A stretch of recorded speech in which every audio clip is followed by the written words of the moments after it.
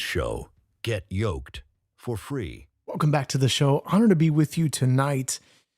Merrick Garland, back when we were covering this last year, we were discussing some issues concerning him and what was being said when he was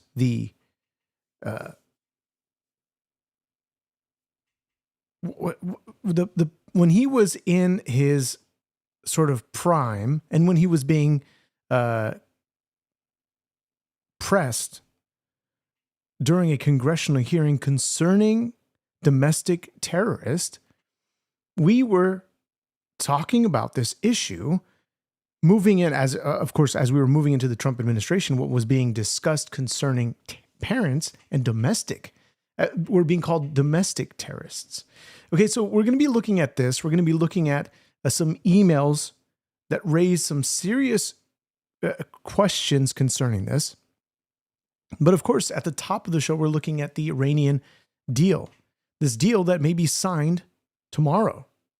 According to Donald Trump, we're going to be looking at some videos concerning that. We've got a plethora of information here. But look, just to start, I want to welcome you back to the Equally Yoked Show. Honored to be with you tonight. Subscribe to the podcast. And as always, you can email me your thoughts. freedom@equallyokedshow.com. Mainstream media is having a real hard time with this Iranian issue, with the Iranian conflict. The prominent Democrats, Barack Obama, Joe Biden, Bill Clinton, they all said Iran cannot have a nuclear weapon. This was very clear. And we've got the clips. We've put them all together for you, and let's play these clips to give you context. Here we go. This is not a sort of, well, let me just start. This is not a one-sided issue. This is not a MAGA issue. This is not a Trump issue. This has always been an issue on both sides. To the issue of Iran, yep. As long as I'm president of the United States, Iran will not get a nuclear weapon. Then we have Bill Clinton. I am convinced that instituting a trade embargo with Iran is the most effective way our nation can help to curb that nation's drive to acquire devastating weapons and its continued support for terrorism. And of course, we have not only Bill Clinton, we have Hillary Clinton, who was also serving as the Secretary of State. Here's her statements concerning Iran. We're deploying new approaches to the threat posed by Iran, and we're doing so with our eyes wide open and with no illusions. We know the imperative of preventing Iran from obtaining nuclear weapons. After years during which the United States basically sat on the sidelines, we are now a full partner in the P5+1 talks. Now, I mean, we'll take her words. Sitting on the sidelines, that's what America was doing. And this is what Donald Trump saw. He saw America sitting on the sidelines concerning the Iranian conflict because of the JCPOA. Now, if we go back just a little bit more to the recent past, let's look at Joe Biden. We made it absolutely clear. We will not, let me say it again, we will not allow Iran to acquire a nuclear weapon. President Biden. Look, and if you remember the clip from Kamala Harris talking to, sort of not even negotiations. It was like in an interview, and they were saying, what do you say to Iran about trying to acquire nuclear weapons? And she just simply said, don't. Biden did the same thing. They both said, don't. And now, if you look back at the recent interview that Donald Trump did with Meet the Press on NBC, they were talking about this very issue. And this is what raised a whole bunch of flags with everybody concerning Iran and nuclear weapons. Here we go. Obama flew a Boeing 757, a plane I know very well. They took the seats out and they loaded it up with $1.7 billion in cash from the banks in Maryland and Virginia and D.C. They emptied out the banks, and they gave them 1.7 in green, and they gave them tens of billions of dollars, just kept giving them money, and it didn't work. Would any, again, that never works, but again, Mr. President, you promised that you were going to negotiate a better deal. Do you wish you'd done it in your first term when you ripped it up before you ripped up the deal? No, they weren't ready. No, this is much better. Now, she says, when you ripped up the deal, but there's a context to all of this, right? It enabled them to build a nuclear, at least move them forward to a nuclear arsenal. Even the foreign minister, we played the clips on this show before, talking about how much enriched uranium with what they had, how many nuclear warheads they could build. But the pallets of cash back in 2016, the Obama administration sent over $400 million in foreign cash on wooden pallets using an unmarked cargo plane. The initial payment quickly followed by 2 additional cash shipments totaling $1.3 billion to Iran. This was something that was not even really covered by left-wing media. They didn't bat an eye.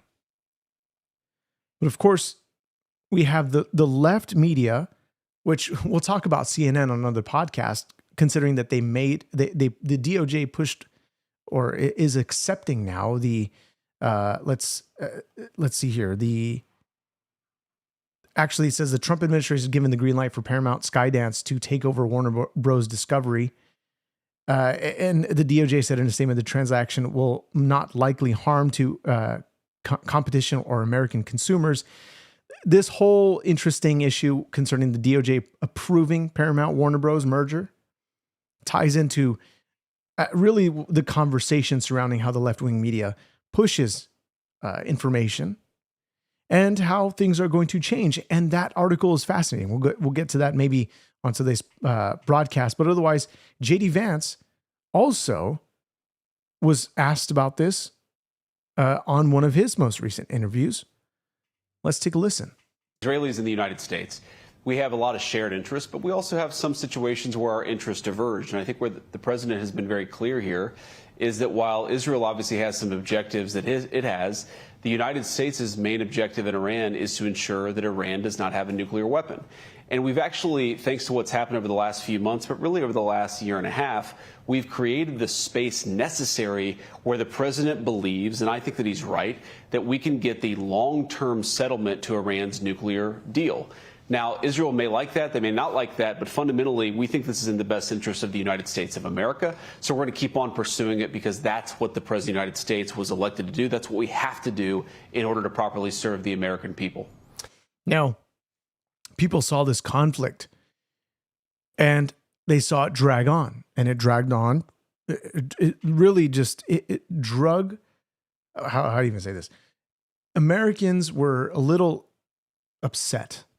I would say the ones who lean more towards the Trump administration. They favor what's going on. And even then, the popularity of the Trump administration really hasn't fallen drastically. Some might disagree with this situation, especially those on the conservative who are more of the talking heads.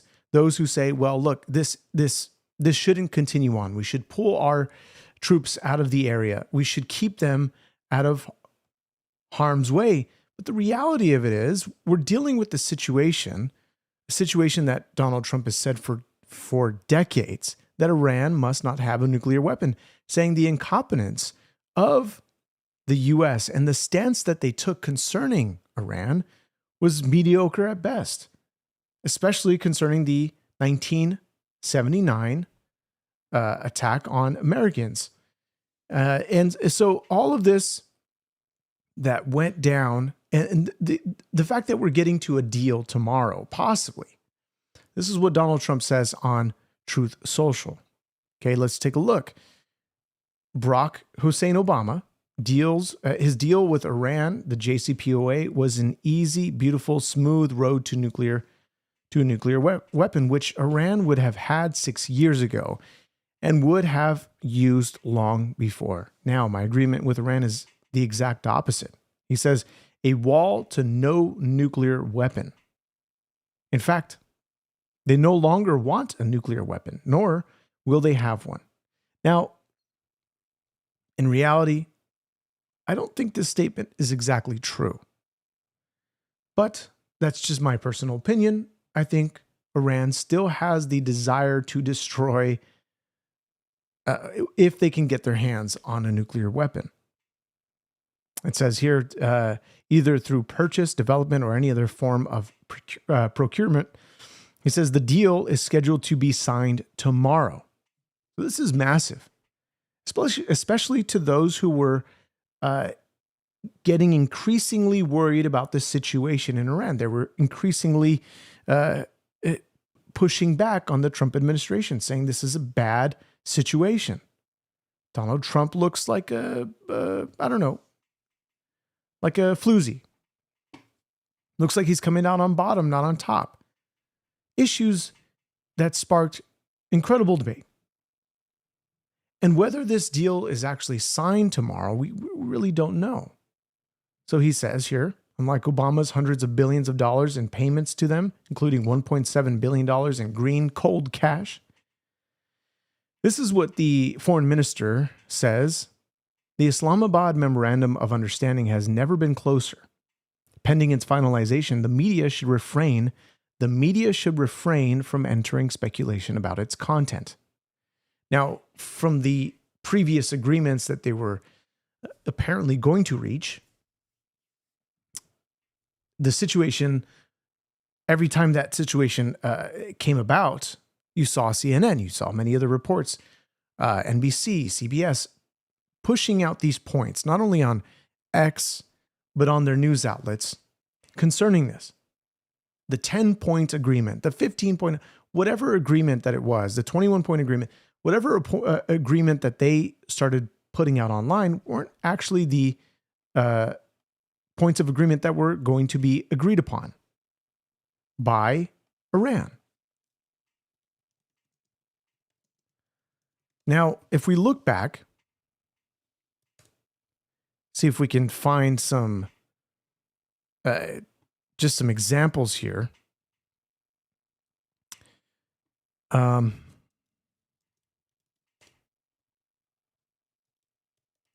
to look for the points that you would see some of these outlets post.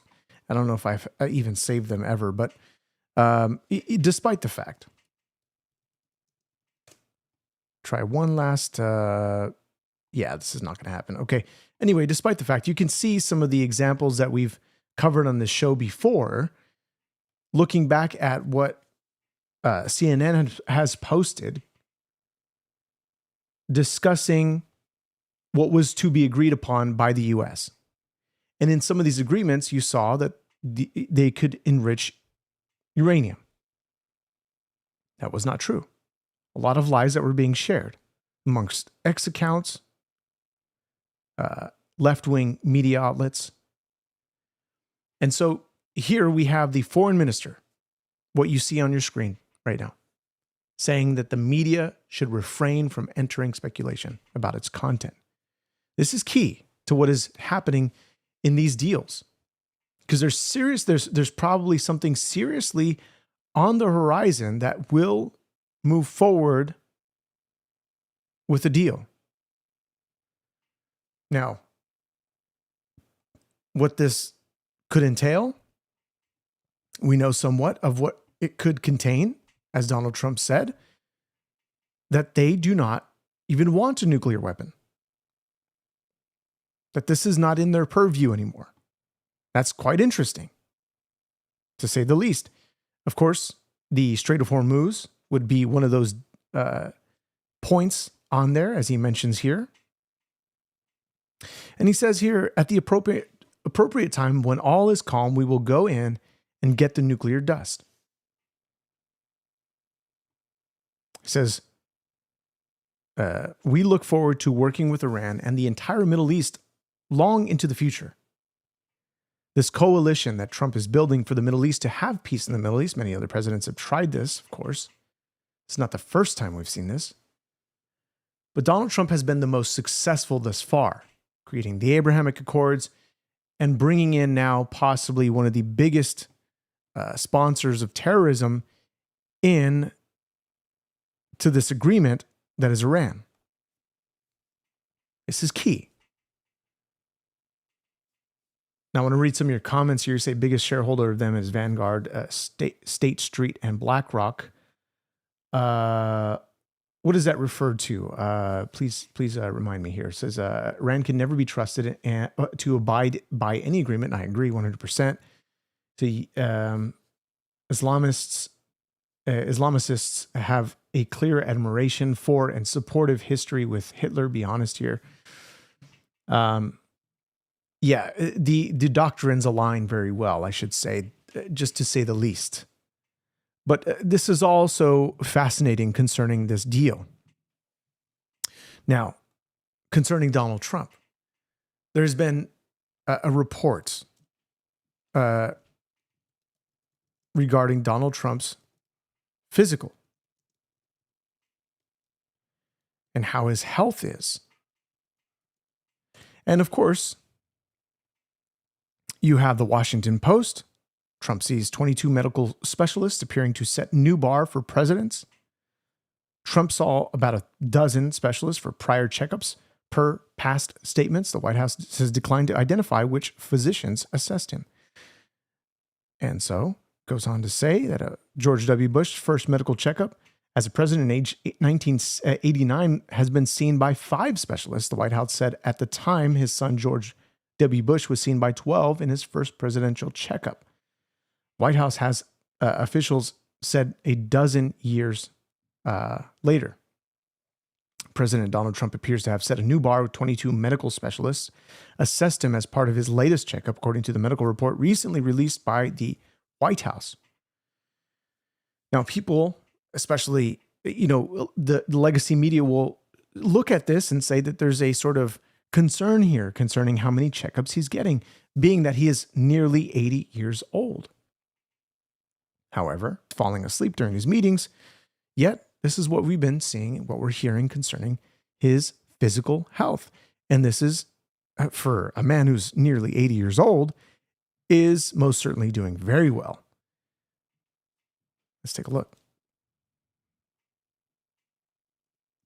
Listen, Charlie, I just spoke to Colonel James Jones last night, who's the head of the White House Medical Unit, and he once again reassured me that the president is in excellent physical and mental health. And what you saw from the Washington Post there is a witch hunt, because they're saying that the president sees 22 specialists. Well, George W. Bush, who I know really well, saw 13 specialists when he came into office, and he was 65 years old and an endurance athlete running 3 miles a day. And consider that since then, we now have much more technology. Specialists have a lot more to bring to bear. And maybe President Trump is thinking that the last president, Biden, who saw 20 specialists, they missed prostate cancer. So maybe he's overvigilance is a really good idea preventatively, and that's what Colonel Jones, who's the head of the White House Medical Unit, said to me. Now, it also says here, White House officials said that the physicians affiliated with Harvard University, Duke University, and other prominent institutions helped perform the evaluation. The official also said that some generalist physicians were included in the administration's count of 22 specialists, and they say, and they quote, "We have nothing to hide," the official said.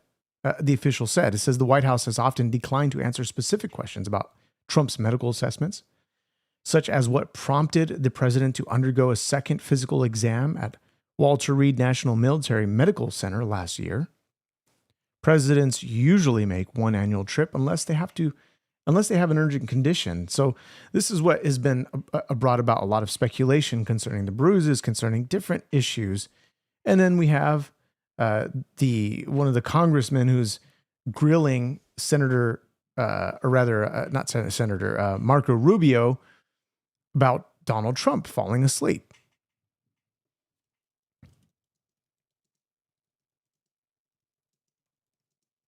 And let's find that tape for you here, because I think this is going to be, it's Ted. I think the guy's name is Ted, but this guy is just a complete whack job. So let me play this clip for you here. Just one moment. Let me, and he plays several clips of Donald Trump. He's trying to make his point. He's trying to make his social media point. Nonetheless, let's take a look. Thank you, Secretary Rubio, for being here today. You have been at multiple meetings with President Trump. In a moment, I'm going to show you a video of one of these meetings. It is from last December. It's a cabinet meeting. I'm going to ask you to focus on President Trump, and you will see that he is sleeping while you are talking. Oh, my God. Please show the video.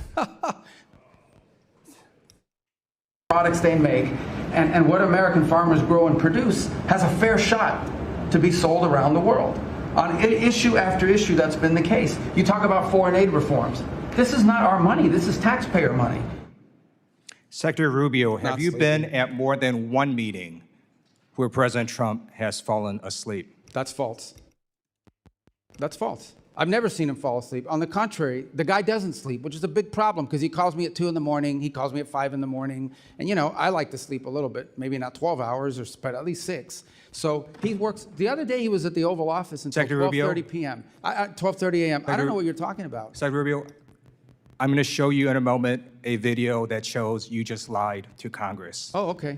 So this is a video of a cabinet meeting literally from last month where Donald Trump is sleeping while you're talking. Please show this video. Coalition of countries that line up behind the peace deal, behind the border peace, and it's still every day is a challenge, but it's been driven personally by the president. It's the reason why we're involved in this whole Ukraine-Russia conflict. That's not our war. It's not the president's war. This war started, it never would have happened if you'd been president. But this war is going on, and the president is trying to end it. Now, Ted is really gripping at some straws here, but you have reports that say, of course, as you mentioned, Edmund Limps, thank you for that. You say Collins stated that staffers traveling on with Trump on international flights dread getting no rest. It says that he reportedly roams the plane and actively wakes up aides who are trying to sleep just so he can talk.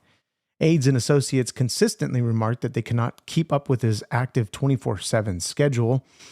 Collins noted during a podcast appearance that running on just 4 hours of sleep is considered Trump level. Even late night calls to J.D. Vance, and of course, as Senator, or I keep saying Senator, but Marco Rubio, Secretary of State, discusses the same issue here of like, well, you know, late night calls. Anytime that Trump needs Marco Rubio on the phone, he will get him on the phone. It would be at a pretty odd time.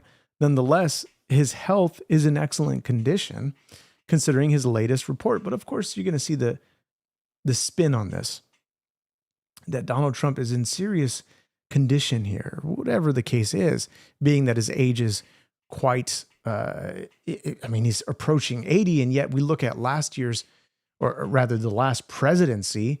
What did we have? We had a president who not only was diagnosed with prostate cancer immediately after he left office, and of course we see how his mental health was. His mental state was most certainly not focused, as he said before.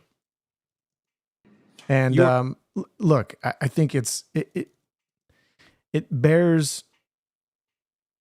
I think it's going to be beneficial to us if we actually watch that clip of Biden.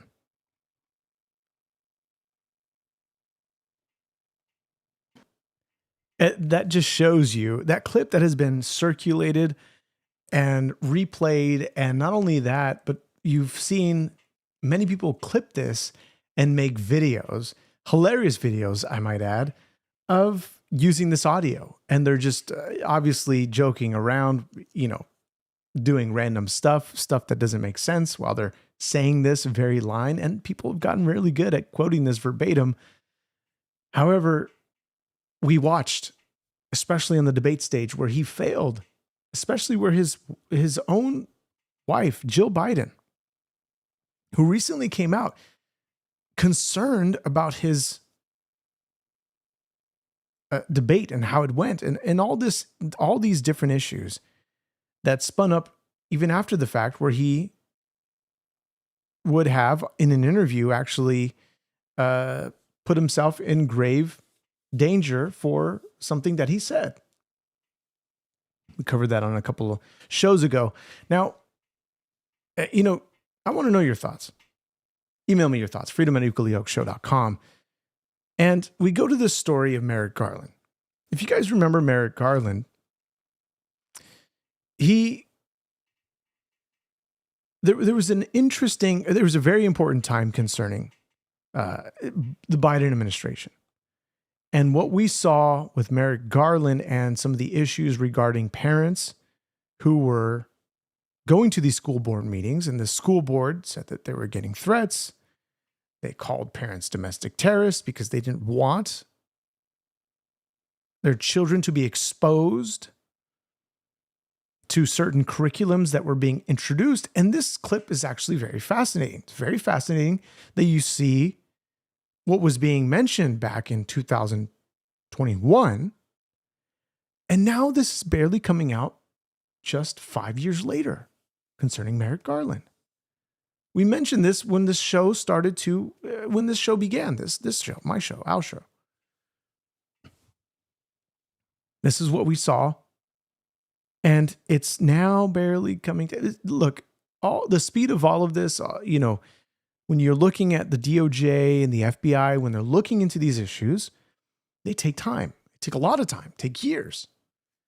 Especially what, the surprising, even the surprising speed as what the ODNI, Tulsi Gabbard, is bringing out concerning this new report about 120 biolabs. That's fascinating. That the U.S. is funding. She's looking through massive amounts of data in the span of a couple months. Of course, she is now leaving that position. And I believe Trump already appointed a new person into that position to fill that role. However, let's take a look at this clip. This is fascinating. We could see a little bit more of an insight and more details to what happened under Merrick Garland. Let's take a listen. This is Merrick Garland's daughter and son-in-law that are making millions of dollars off the very thing that is getting grassroots response, and they're implementing it. If you go into Panorama Education, the Panorama Education, which his son-in-law started, weird name, Zan Tanner or something, right? They are not only making money off it, they are implementing it. They are the architects. Where people say, where did critical race theory come in our schools? The Garland family. The Garland family are the ones that develop the curriculum. They're the ones that have implemented it. They're the ones that teach teachers how to teach CRT. They're the ones that put in diversity, equity, inclusion. They're the ones that put social emotional learning. And so then Merrick Garland realizes his family's business interests and financial dealings are at stake and are at risk. So what does he do? He signs a memorandum saying, oh, it's because of violence in schools. No, it's not. Go read the memo. The National School Board Association had disorderly conduct. One of the examples they used was from the father whose daughter was raped, and the rapist was sent to another school, and he got arrested at that school board meeting for speaking out. Go read the actual letter. We're going to get deeper into Merrick Garland and what he represents and also the news that's breaking today. But I want to tell you. Fascinating. And so what you see, the information that comes out as of today and what the scandal that is raising some serious concerns here. Let's take a look.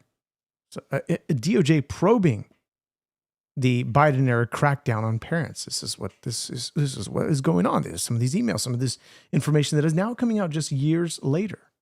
We've been talking about this. To ask about what David was just telling us, that apparently there was some warning that went all the way to the top at Biden DOJ about this memo, and it was ignored. Yeah, it's not surprising that career people in DOJ were unhappy with this.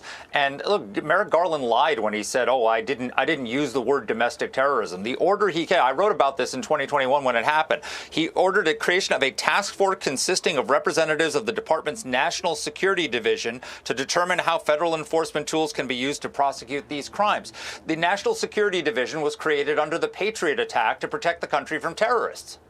So if you're employing the National Security Division to investigate parents complaining at school board meetings about their children being daughters being sexually assaulted by males in women's locker rooms and bathrooms, school closures, mask mandates, and radical gender and race ideology, you're treating them as domestic terrorists. It doesn't matter if he used the term domestic terrorist, though that is what the school board asked him to do. And he did it. He did exactly what they asked. He employed the National Security Division. So this absolutely has to be investigated. Now, people seriously called us kooks on this show. They said, no, you're totally wrong about Merrick Garland. You're totally wrong about Joe Biden, what happened, and how he targeted parents, how he targeted churches, how he targeted pastors, priests, you name it, sent the FBI to churches. All these issues are beginning to come to light. And this is why the Democrats did not want Donald Trump to go run for re-election. Most certainly didn't want that. And also didn't want him to be president. And so they pushed more and more and more. They did these indictments. Big Fannie Willis indicted him on 4 counts in Fulton County. They dropped. It's so interesting because you had, if you know his name, Newt Gingrich, who was talking about a discussion that somebody said, and it was hearsay during the time, that somebody called Big Fannie Willis and said, you need to indict on Monday. And she says, well, the grand jury's not in till Tuesday. They said, no, you didn't hear me. You need to indict on Monday. And so this is Friday. And you have Big Fannie Willis, who did a late press conference that same day, 11 p.m., regarding these indictments. Up all night. She's exhausted. And the issues that surround the indictments of Donald Trump and what happened leading up to the 2024 elections, it only pushed the American people to say, hey, we're not going to have this because we see what the Biden administration is doing to not only attack Donald Trump. It wasn't even about Donald Trump. It was about you. Because you see even the alternate electors who were getting indicted. The Biden administration was going to take a run for their money. Basically bankrupt them completely. And they were attacking free speech. They were attacking thought. It literally thought crimes. And Americans said no more. Now, you say, Immortal Cat, you say, we heard of news of infighting in Tehran. You say RGC likely to split in 2. You know what's interesting is the President Masoud Pezeshkian, he put in his resignation. He didn't want to be a part of this, because the way that it's structured is very interesting, because you'd say you don't think of like the president in America where Donald Trump is the one that has the power, the whole power. It's actually the supreme leader.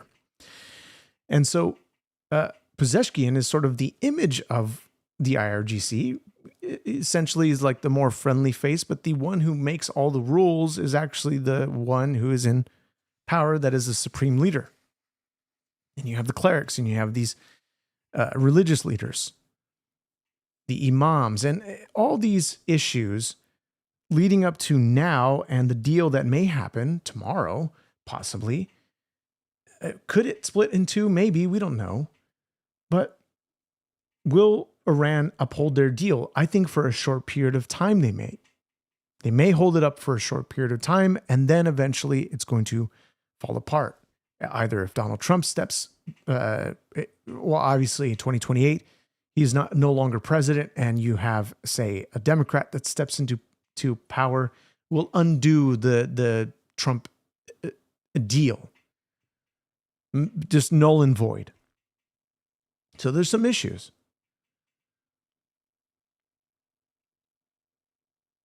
You say, is there free speech today? Absolutely, 100%.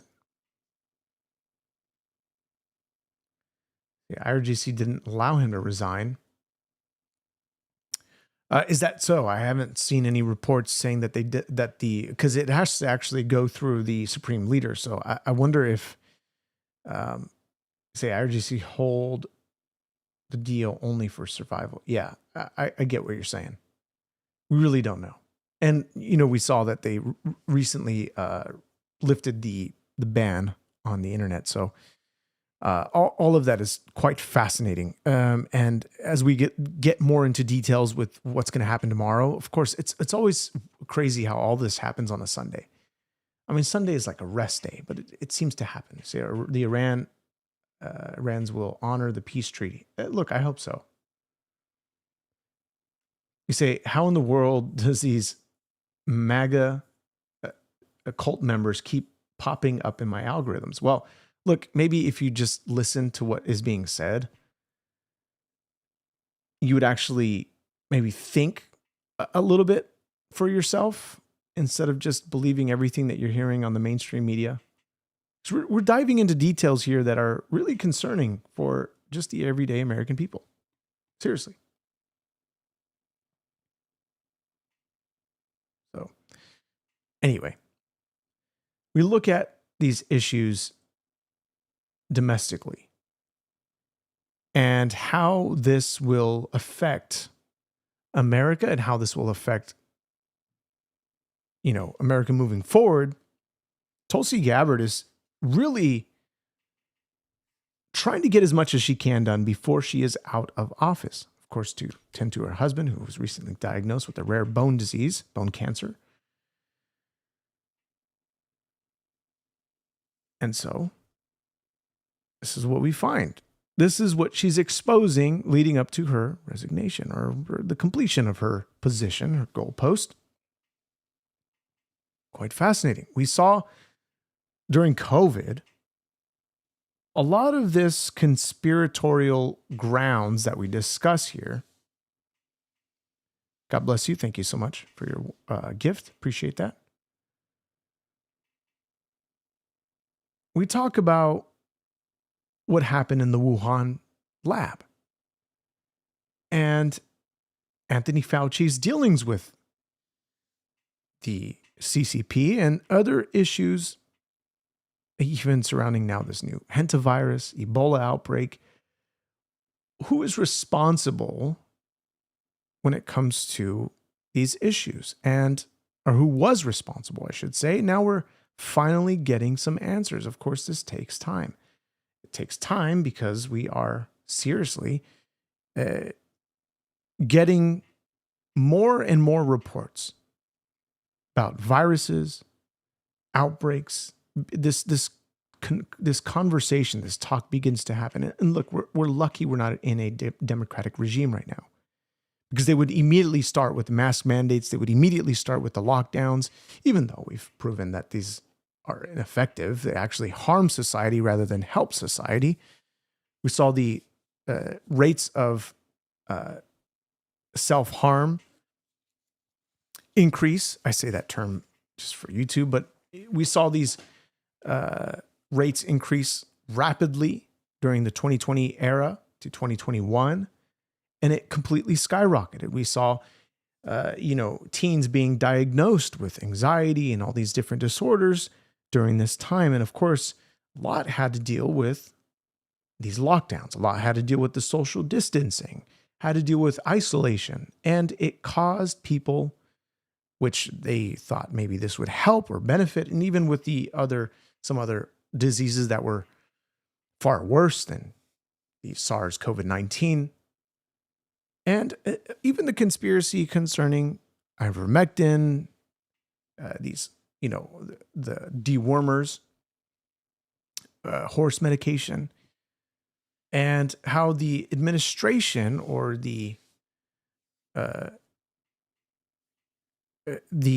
health officials who were seeking to ban the prescriptions to be given to patients or doctors to even prescribe these specific medications, and they denied it. But here's what is being exposed again by Tulsi Gabbard. This is fascinating. Let's take a look. Today, I'm releasing new evidence of longstanding U.S. government funding of more than 120 biolabs in over 30 countries. Now, these biolabs include labs in places like Ukraine, which could be at risk of compromise due to the ongoing Russia-Ukraine war.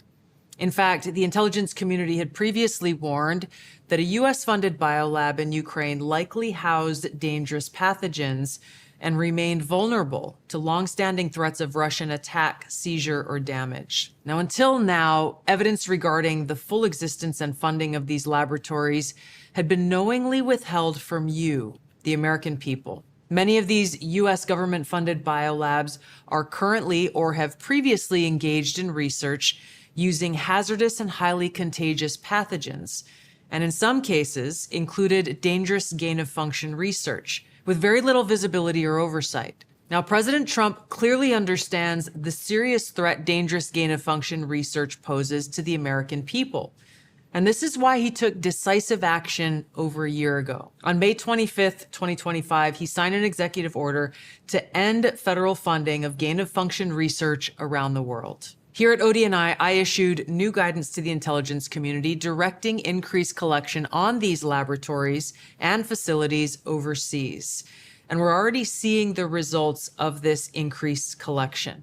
We're learning new details, for example, on clinical trials that are underway at these facilities and that are raising significant ethical, financial, and security concerns regarding the supposed public health initiatives and U.S. national security. Now, despite the obvious potential for catastrophic global impact that research on dangerous pathogens in biolabs can have, politicians and so-called health professionals like Dr. Fauci, as well as entities within the Biden administration's national security team, lied repeatedly to the American people about the existence of U.S.-funded and supported biolabs.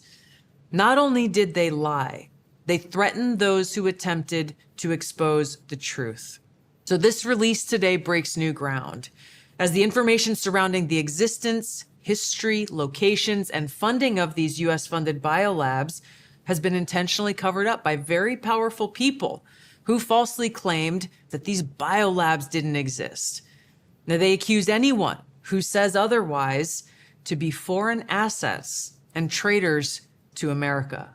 Now, ODNI will continue working closely with partners across the U.S. government to identify exactly where these labs are and what pathogens they contain to end dangerous gain-of-function research that Now, here's what's fascinating, because we know that during the last couple of years, we saw biolabs, especially the biolab in Las Vegas,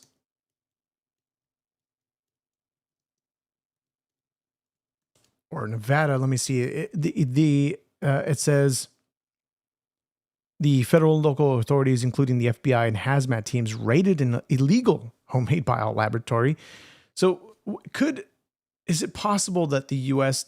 unknowingly was funding these types of biolabs? Possibly. We don't really know. But this is these are some of the issues that really spark some massive concern, because if these biolabs contained instances of 1,200 human biological samples, counterfeit COVID-19 test kits, and materials to create influenza vaccines, and other violations linked to unregistered laboratories, these could be serious issues to utilize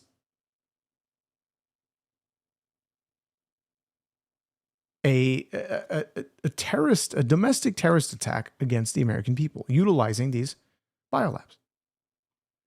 Now, what exactly could this contain? What dangers does this pose on the American population? Well, a lot, in fact. We could see a massive outbreak from said biolab, of course. So we see the Wuhan lab. Pathogen labeled containers labeled with dengue fever, HIV, malaria, along with 1,000 mice in the federal report. Says in that case, a Chinese citizen, David He, faces federal charges for allegedly manufacturing and distributing misbranded medical devices. He does not face charges in connection with the Las Vegas raid, and the trial in California was scheduled for April. So there's a lot of information concerning this biolab that was discovered in Las Vegas, and others that were also discovered. And so, what do you guys make of this? And what do you guys think about this concerning biolabs, the funding of biolabs? The biolabs in Ukraine, you're right.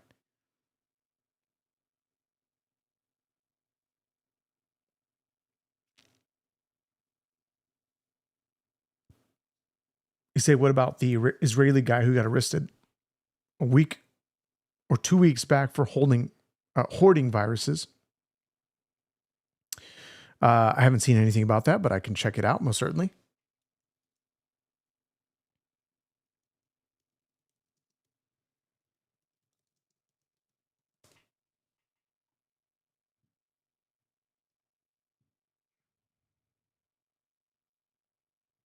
Yeah, I'm not sure. We got to find some information on that. I can't really do research on the fly because I don't really know what to search exactly. Otherwise, we're even seeing, stuff about ticks, and all this that is coming out is quite fascinating. So, look, to sort of tie this whole thing up, let's go back to California for a moment. Spencer Pratt and what happened in the mayoral election, we saw some serious concerns for the primaries, I should say, where we noticed Nithya Raman skyrocket in the polls, and the numbers just didn't make sense. How much she grew when Spencer Pratt stayed the exact same. His numbers did not grow, not a bit. And she suddenly surpassed Spencer Pratt when she was far below, several points below. I believe it was 10 points below Spencer Pratt until she shot up really just near Karen Bass. And this was after the fact. This is 9 days after the fact. We saw ballot drop after ballot drop where Nithya Raman came in second. Karen Bass kept increasing. Nithya Raman increased tenfold. I think that's maybe a little bit. She increased, not tenfold. I guess more than 10 points she was. And yet greater than 95% of the votes are still being, they're still being counted. Isn't that crazy? Gavin Newsom says it's fine. It's all fine. This was updated as of yesterday. So Gavin Newsom said it's all fine. What is Donald Trump? Why does he have a problem with California counting every ballot when you have other states that are able to do this? And you find out, you have other countries even, you find out within hours of the election. And so the governor primary, we saw Steve Hilton, which was called not even that long ago. And they still, again, 95% of the votes in. And yet we have Steve Hilton at 2,259,000, just 4 points shy of coming close to Javier Becerra. And so we have this issue now of the consolidation now moving into the general elections, the consolidation of the top Democrats that were being voted on. Of course, you see some of the others, Katie Porter, Matt Mahan, Antonio Vargas, a lot of them consolidating under Javier Becerra. And of course, you've seen Tom Steyer, who is now endorsing Javier Becerra. But you need a lot of people to get back behind Steve Hilton. And I think he could, if he continues on this nice momentum, this path of really exposing who Javier Becerra is. Not willing to make any changes to the system, this sort of leviathan that has been created in California in order to keep the one-party rule.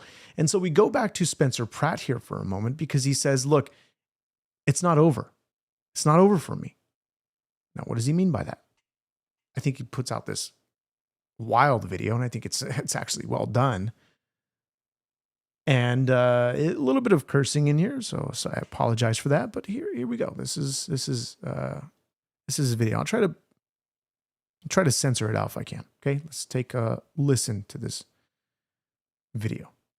Now that the campaign portion of my mission to save Los Angeles is coming to a close and I'm moving on to the next, more interesting phase, listen, I've spent a lot of time slaying everybody. I've ridiculed everyone on the roster, and I just want to say from the bottom of my heart, I'd like to take the chance to apologize to absolutely nobody. You think you can get rid of me that easily? I know a lot of dim-witted jerks thought I was in this for a grift, that I was going to roll up and leave town if I didn't get into City Hall. It's just not fair. Hey, morons, I didn't get in this for political power. I got in this to expose this corrupt machine, and nothing has changed. You enjoy your worthless meetings in City Hall. Nithya, you have all this information. You're running for mayor. Show what you're really about, or get the fuck out of the race. I'm going to be lighting you up every single day, and now I don't have to worry about offending CNN viewers. I don't have a campaign laws hamstringing me now. It's war.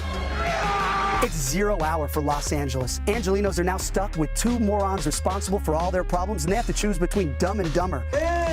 That's not a choice. That's the machine protecting the machine. And now every problem that plagues Los Angeles because of these 2 corrupt communists is going to accelerate, and the city will tumble headlong into the abyss. You have no idea how many major developers, hoteliers, business owners, entrepreneurs have been texting me saying they're packing up and leaving town. More of your favorite restaurants will be shuttering. That means less tax revenue. That means the city has to cut services, more potholes, less firefighters, less police patrols, more criminals, more drug addicts terrorizing your communities. And we haven't ended it. You have no idea how bad things are about to get for this city. Look at this place already. Weeds growing from every crack and crevice, graffiti over every square inch of public space, garbage, drugs, feces, burned up dogs, burned down towns, abandoned storefronts. This city is a mess, and you're about to reward the arsonist who torched the place with 4 more years of destruction? I know he's very bitter. My goal hasn't changed. I've been laser focused on stopping these commie animals, and I will stop them. If you think we uncovered a lot of fraud and evil in the campaign, just wait. We have some recordings of one of your exalted candidates doing and saying something that would make her resign in shame. I was saving it for the general election. Go ahead and pick your demon, certify your choice, and then you get to see it. So Karen, Nithya, ask yourself,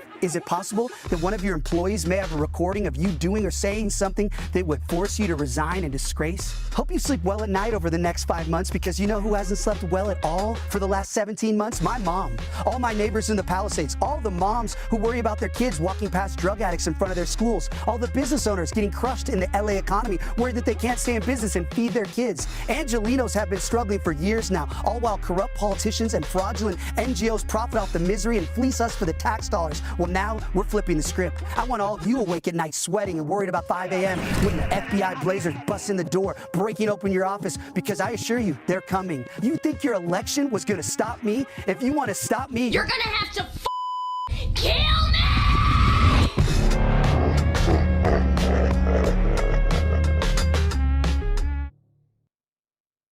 That's fire, if you want to ask me. That's actually, it's funny because you can actually hear the fact that, you know, they somebody produced this pretty well, and they helped match his tone up to the music that was going on in the background. Now, look, I think he has a lot more to come in these races, leading up to the races. He's talking about dropping some serious, hard one-liner videos that could potentially cause them to resign.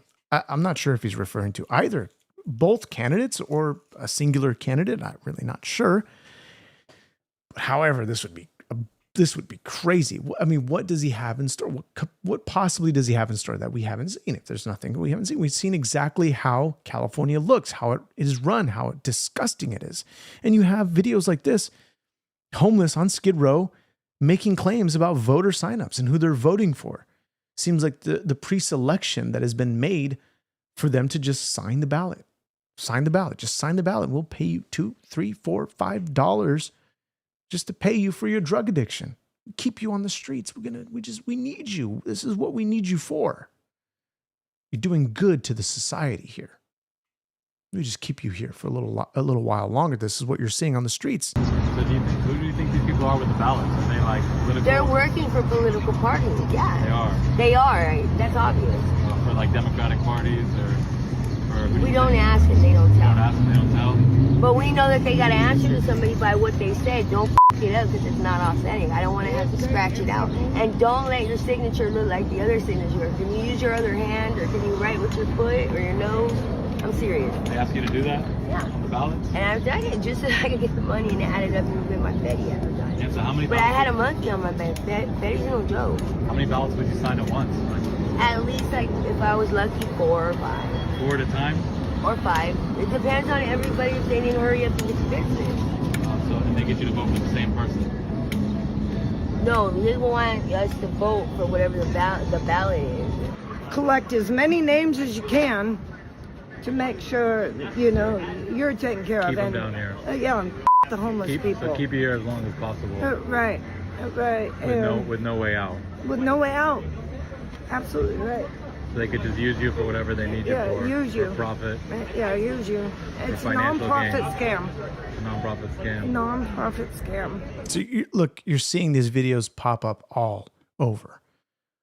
You know, the social media this is seriously a concern. And of course you have Brenda Brown, who was paying homeless people for really to register them to vote under false addresses. These videos have been caught on tape, especially with James O'Keefe doing his undercover investigation. What was being caught on camera, and she has actually been convicted of the crime. Rather, she actually pled guilty of the crime, just to be clear. So, look, what do you make of all of this? We have still so much to cover.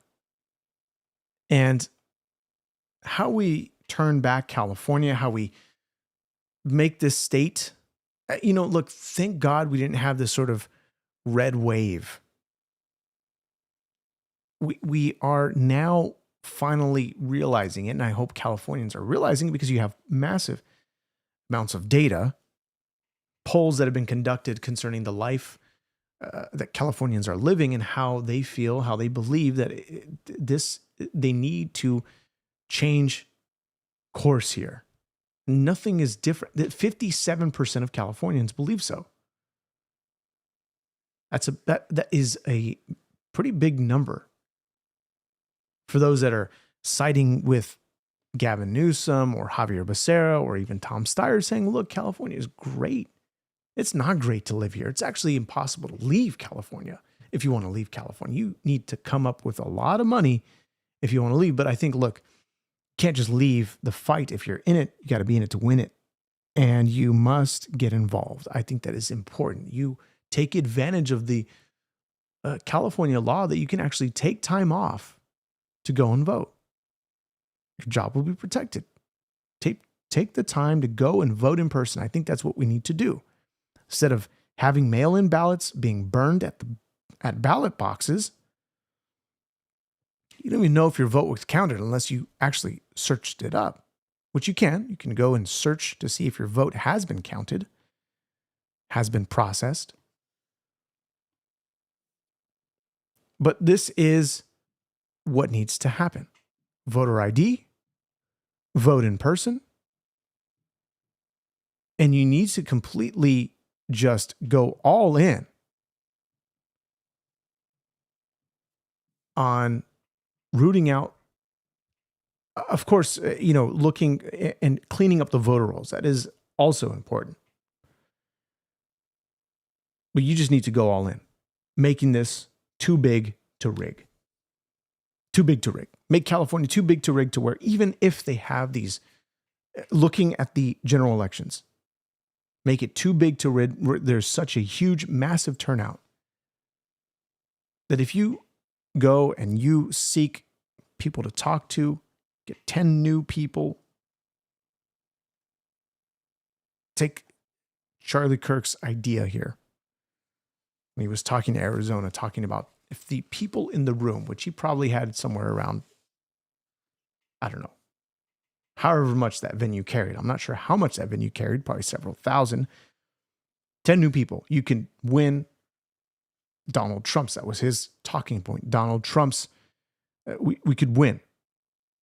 Make it too big to rig. We could do the same here in California. Make it too big to rig.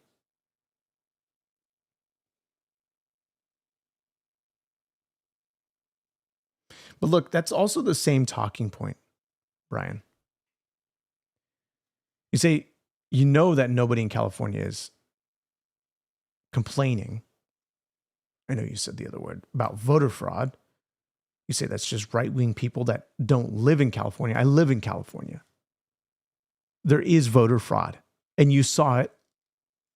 The woman who pled guilty, there's voter fraud, 100%.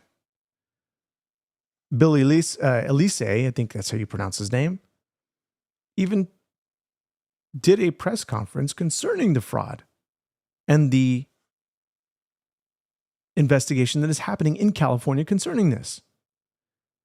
Now, if this is all clean somehow, I mean, even then, the state won't even give up their voter rolls, because you have ballots that are getting sent to homes where people have not lived there for years.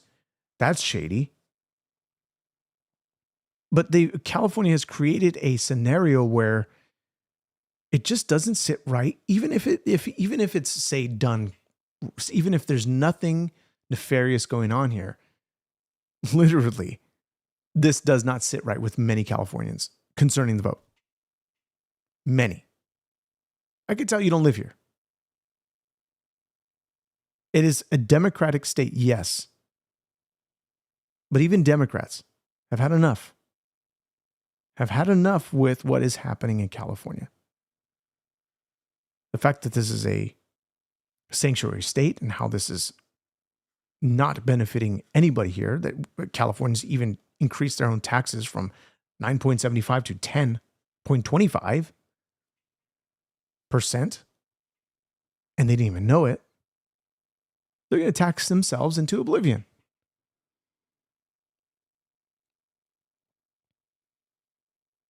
And by the way, this is not a democracy. We're a republic. So I think you need to go back and read the Constitution, first of all. You really see exactly the truth in the matter. Section 4, Article 4, you can see that this nation is, that every state be guaranteed that it is a republic form of government. Republic. Yeah, you're right. California just raised taxes again, 10.25. But they didn't even know about it. That's the funny thing.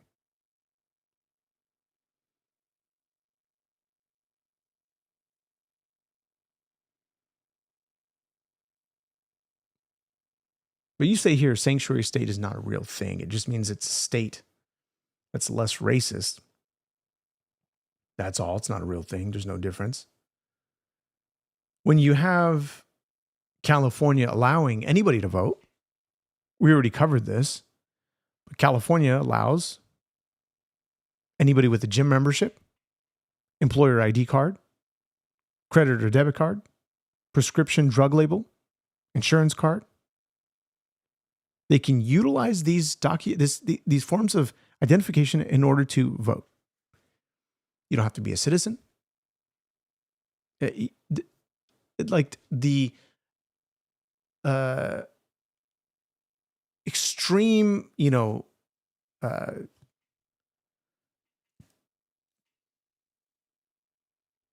what's the word I'm trying to use?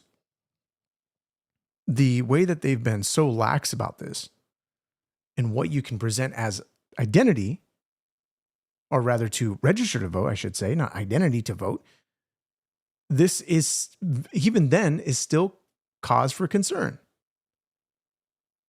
So, again, this is California. This is how California is going to operate. They're going to register as many people as they can with said ID card, employer ID card, gym membership, credit or debit card, prescription drug labor insurance card, just to get the fact that this is a sanctuary, LA is a sanctuary city, get anybody who will vote Democrat in order to keep them in this state.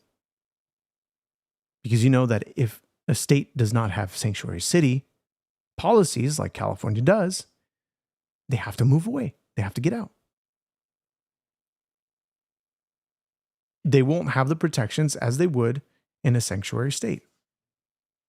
And so, of course, they're going to keep themselves in California, because what they will utilize not only taxpayer benefit programs like Medi-Cal, Medicaid, EBT. We see the EBT fraud. Like, your arguments continue to break down time and time again. You say California requires you to present ID at DMV. We're not talking about the DMV. We're talking about voter registration. Voter registration, simply voter registration.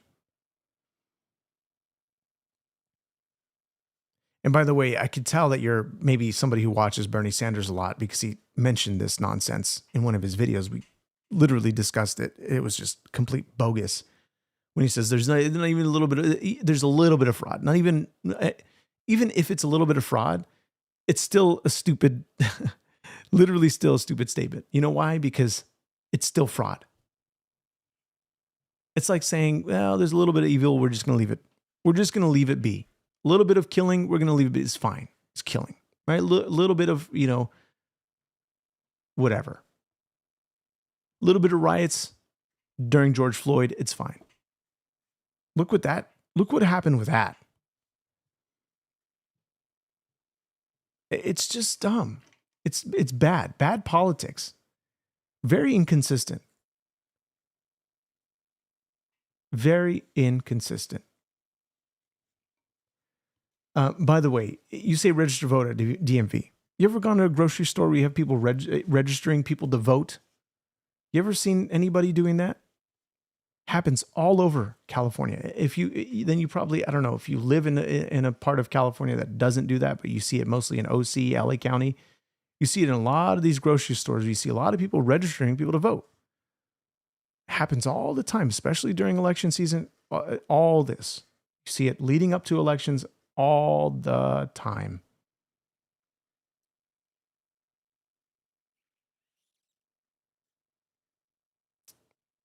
It's just what happens. It's how it's gonna be conducted. It's the most convenient way. So people are not going to sit at the DMV and wait for hours. Look, Stephen Austin, I get your point, but people aren't going to sit and wait for hours at the DMV. You try to go there, you're going to be there 2, 3, 4 hours waiting at a DMV, especially if you're in OC, LA County. LA County is terrible. Wait times are long. So I don't know what DMV you're going to. I would love to go to the DMV if it takes a couple seconds to go and register to vote. Maybe it takes you an hour and you're willing to wait that, but a lot of people don't have that time, especially in California.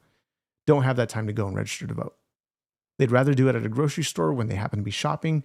They just simply sign their name, whatever it is that they do on the form at their local grocery store. They'd rather do it there than go to the DMV and wait a couple hours. Simply put, they don't have the time.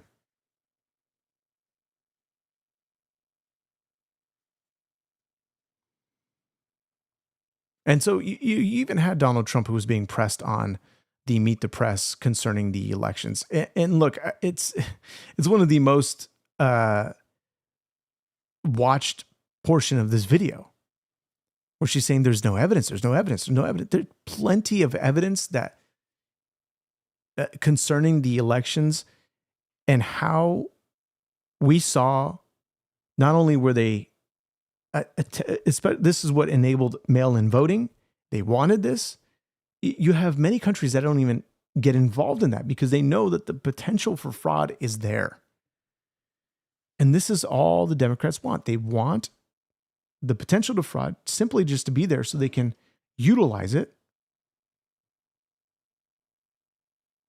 And they will have these massive amounts of ballot dumps. You have these, what we saw again, it's like you keep pointing to all the evidence and they'll say that there's no evidence.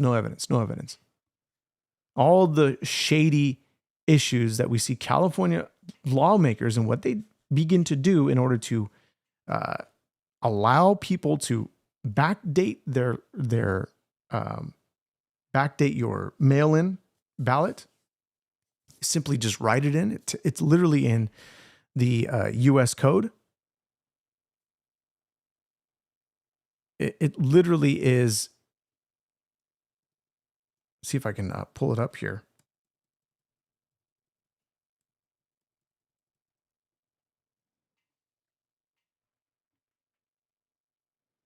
That shows exactly where you can backdate this. If there is no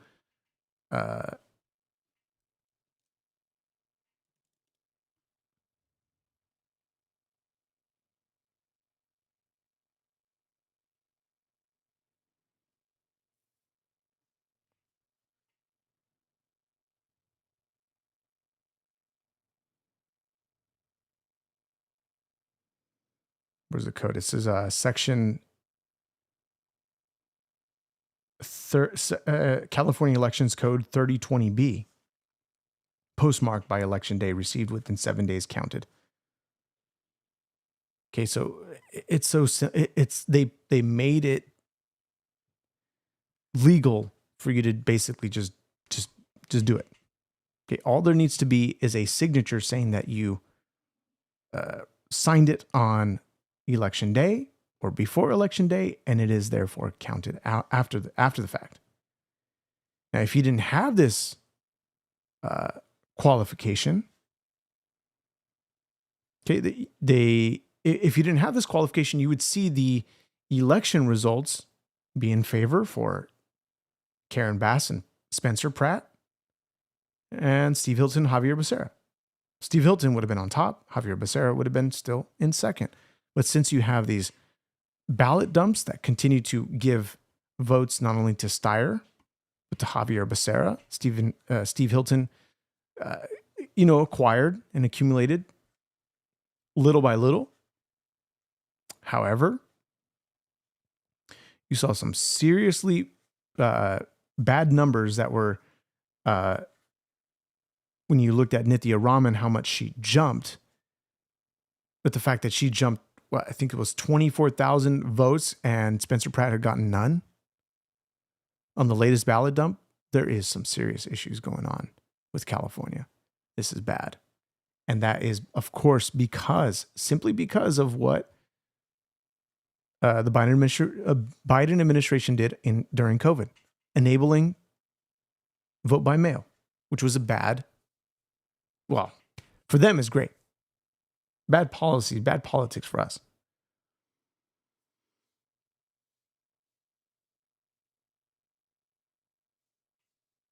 So, look, simply put, this is why the administration wants to push forward for the Save America Act.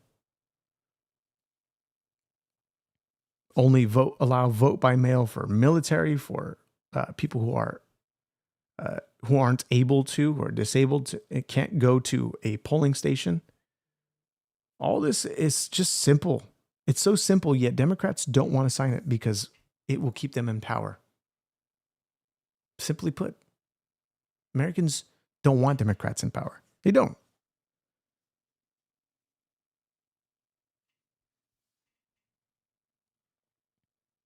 They don't want Republicans in power.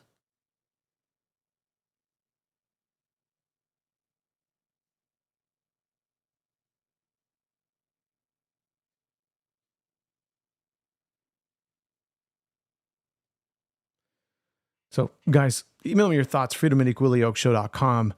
Subscribe to the podcast and send this link to your friends. Let's get this conversation going. Let's discuss this more further. We're going to be looking at some other issues concerning the acquiring of Paramount Warner Bros., the DOJ approving this. It's great, especially because of what CNN is and what it could become. Fascinating. And just a lot of other information that we're looking at concerning America domestically and what is going to happen, especially tomorrow, concerning the fact that we're looking at a possible deal with Iran. The signing of a deal. The probably happening right now as we speak. Probably going to see some details about this literally in the next coming hours. So stay tuned, guys. We'll see you guys in the next one. God bless you. Thanks so much for being here. And God bless.